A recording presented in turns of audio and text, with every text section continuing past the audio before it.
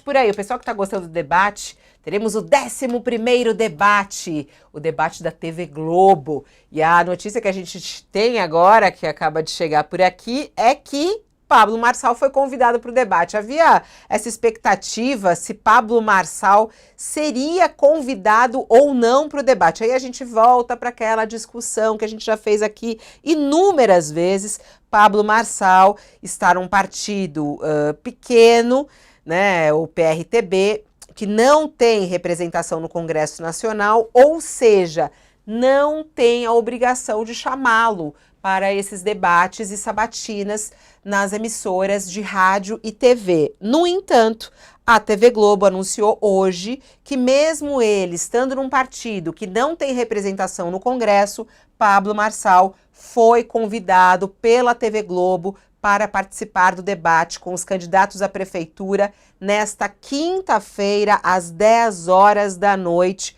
após a novela Mania de Você. Esse encontro terá regras muito rígidas, prevê a expulsão em caso de ofensas recorrentes. A mediação desse encontro será do jornalista e apresentador César Tralli, que é âncora do jornal Hoje e da Globo News. A Globo diz que foram convidados partidos com representação no Congresso de, no mínimo, 5 parlamentares, além de candidatos que tenham alcançado pelo menos 6% das intenções de voto na última pesquisa Quest, que foi divulgada ontem. Então, eles usaram isso como parâmetro, a última pesquisa Quest, e também os candidatos que têm representação, que estão num partido com representação no Congresso.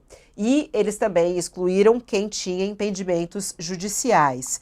E com esse critério da pesquisa Quest, Pablo Marçal entrou no debate. Ele já foi convidado em outros debates, como a gente acompanhou, nós mesmos convidamos ele. Além de Pablo Marçal, também foram convidados para o debate da TV Globo, da Atena, Guilherme Boulos, além do Marçal, Ricardo Nunes, Tabata Amaral e Marina Helena, também do Novo, também foi convidada para participar.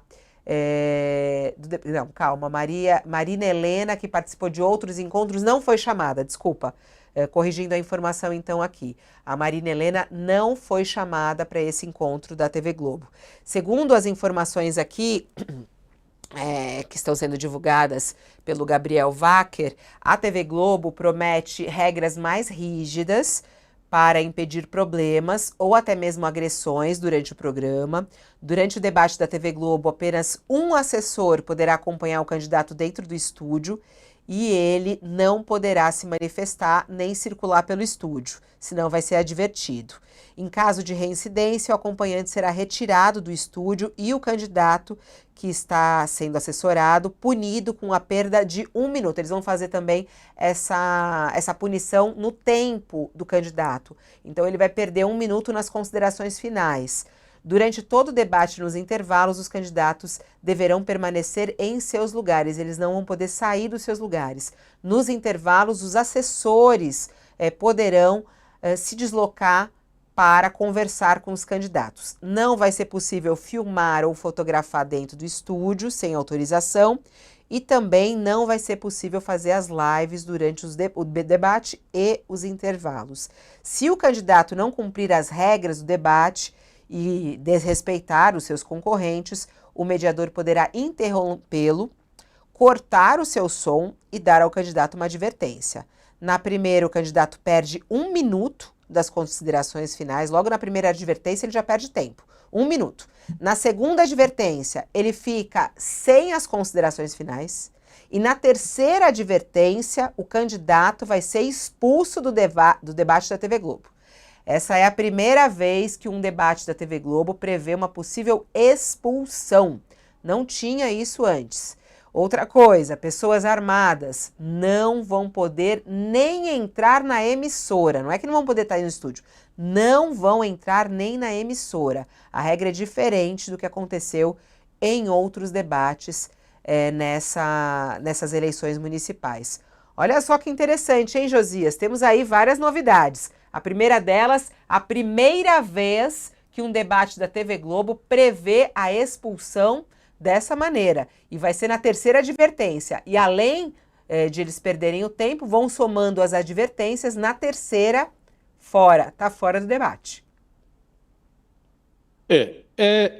A expulsão ou a perspectiva de expulsão, a possibilidade de expulsão se tornou um imperativo diante de uma campanha em que o vale tudo se mostrou de uma forma muito intensa, né?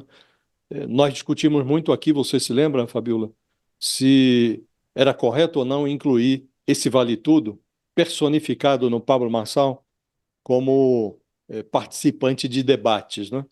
Alegava-se, ou algumas pessoas alegavam, que incluir o Marçal no debate é oferecer palco para o Vale Tudo. Ocorre que esse argumento ele é meio falacioso, porque o Marçal já tinha ocupado a cena quando ocorreu o primeiro debate. Ele já estava acima dos 2 dígitos nas pesquisas. Então, quem credenciou o Pablo Marçal para participar dos debates foi o eleitor, né? Ignorá-lo não faria com que o candidato deixasse de existir, mas poderia dar ao fenômeno uma visibilidade menor, portanto, impedindo ou dificultando o trabalho do eleitor de ter conhecimento do que está diante dos seus olhos, né? E a superexposição dos debates, das notícias que passaram a ser veiculadas sobre o personagem, as determinações da Justiça Eleitoral, todos os procedimentos que envolvem ou que passaram a envolver o personagem desde então, desde que ele passou a ter mais visibilidade, inclusive por conta dos debates, isso deu ao eleitor uma noção bastante próxima da realidade. Hoje ninguém pode ignorar o Pablo Marçal e há à disposição informações suficientes para formar uma posição sobre ele. Se ainda assim o eleitor fizer a opção pelo Pablo Marçal, é um direito do eleitor. Como dissemos aqui, o eleitor tem a palavra final, né? Então, acho muito acertada a decisão da TV Globo de incluir o Pablo Marçal no debate. Deve incluir também, se a régua recuar até os 6% na pesquisa, talvez inclua até o Datena também, né?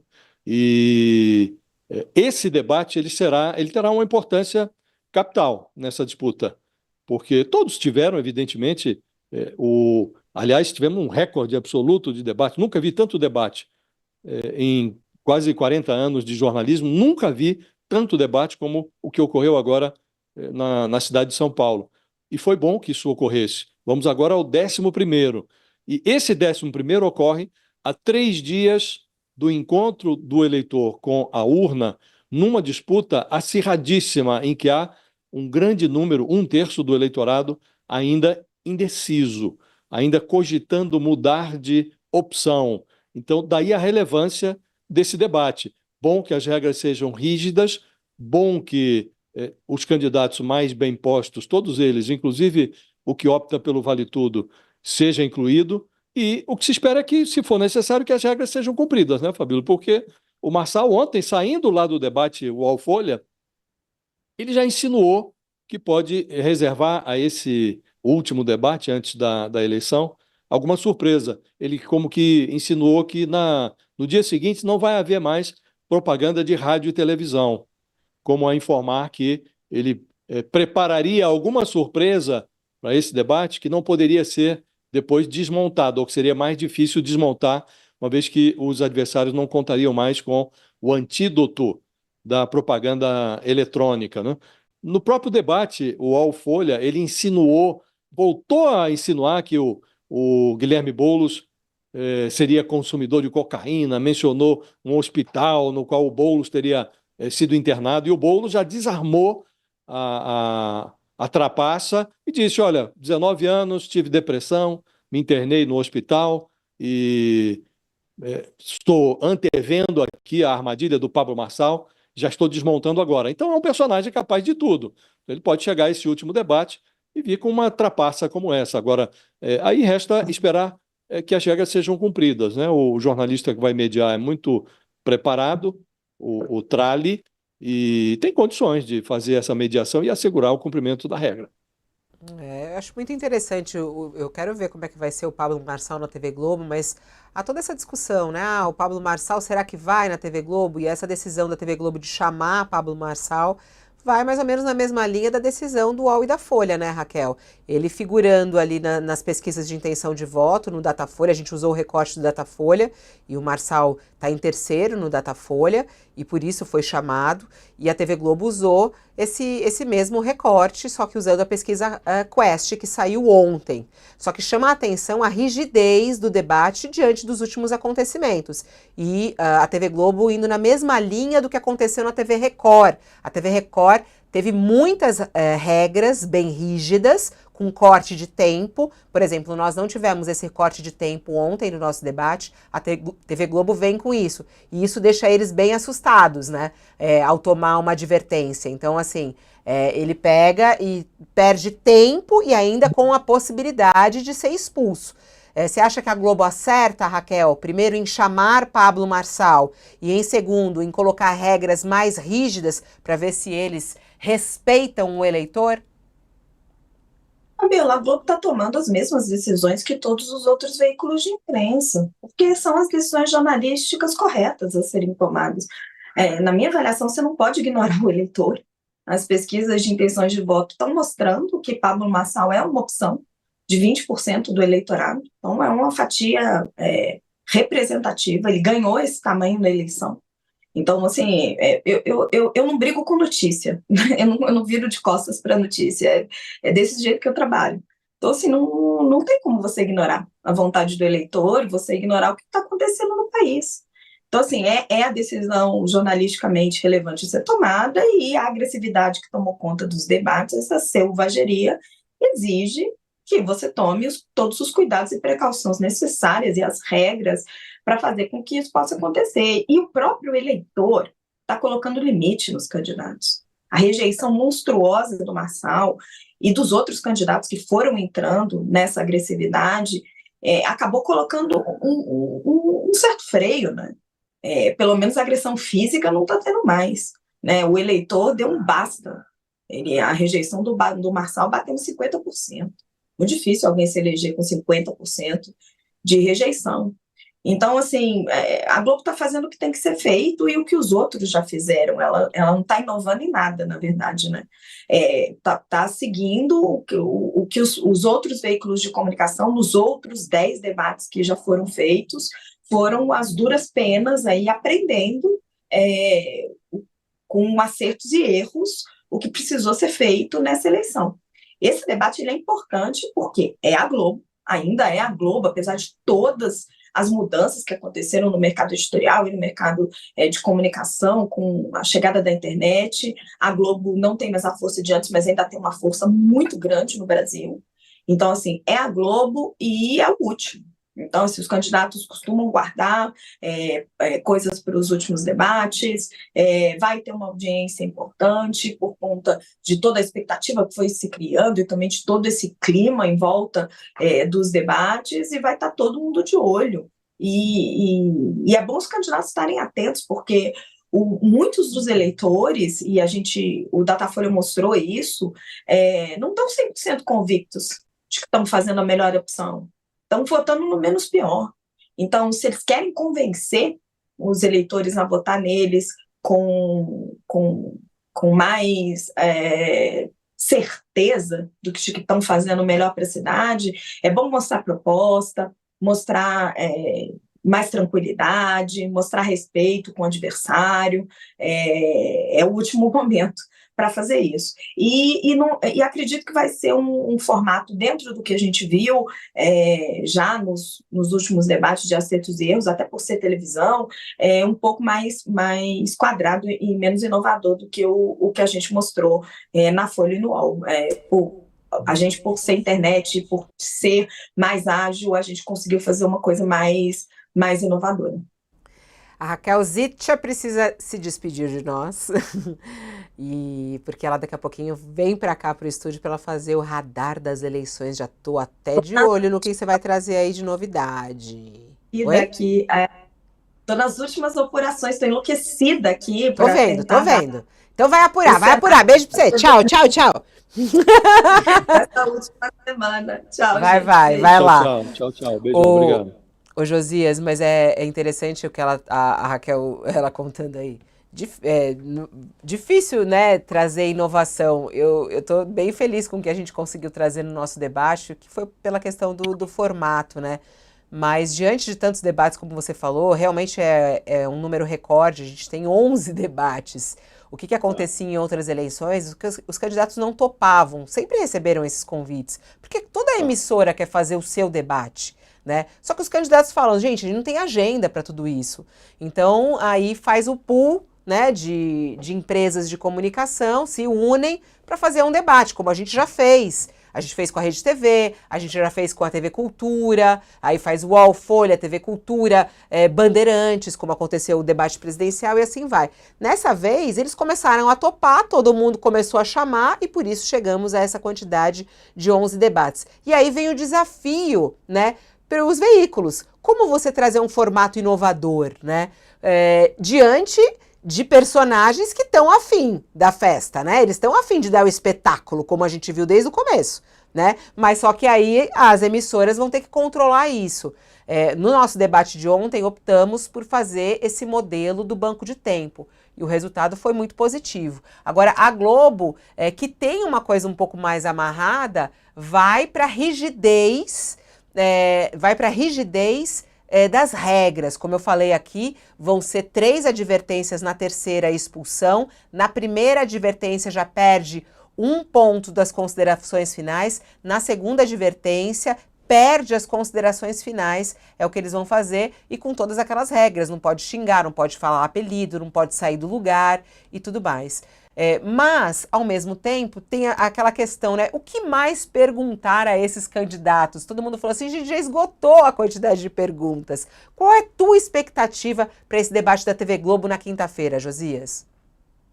É um debate decisivo, sobretudo por conta do acirramento da disputa, desse equilíbrio.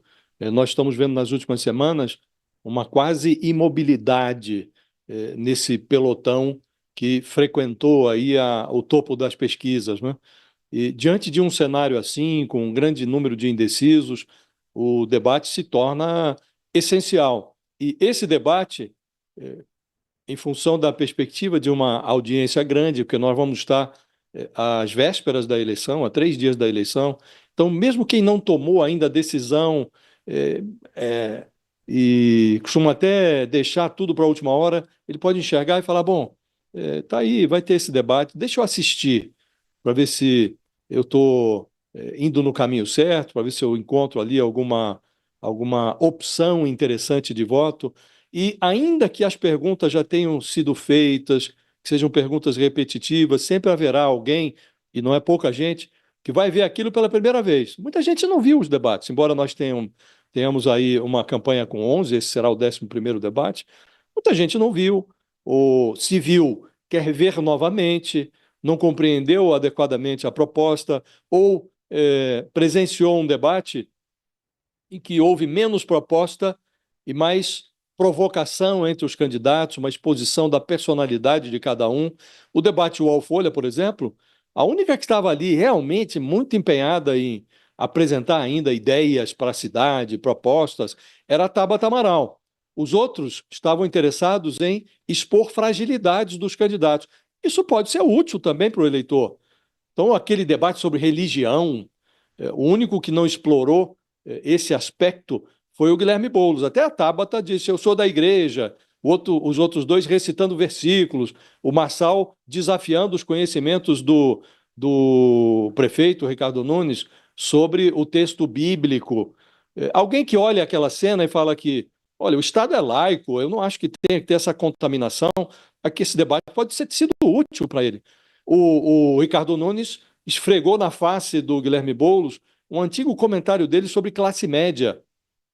Uma frase em que ele diz que há muito preconceito na classe média, há muita misoginia na classe média. O Boulos, como que repetiu esse entendimento dele. Um eleitor de classe média que estivesse com o Guilherme Boulos fala, bom, pode pensar 2 vezes, será que eu voto nesse?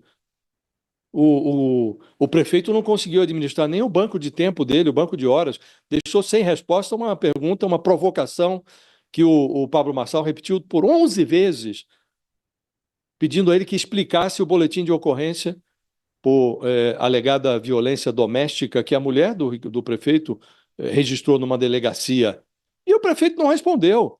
Então, alguém pode observar essa cena e falar: bom, eu não vou votar num personagem desse que não consegue nem dar uma resposta trivial como essa, né?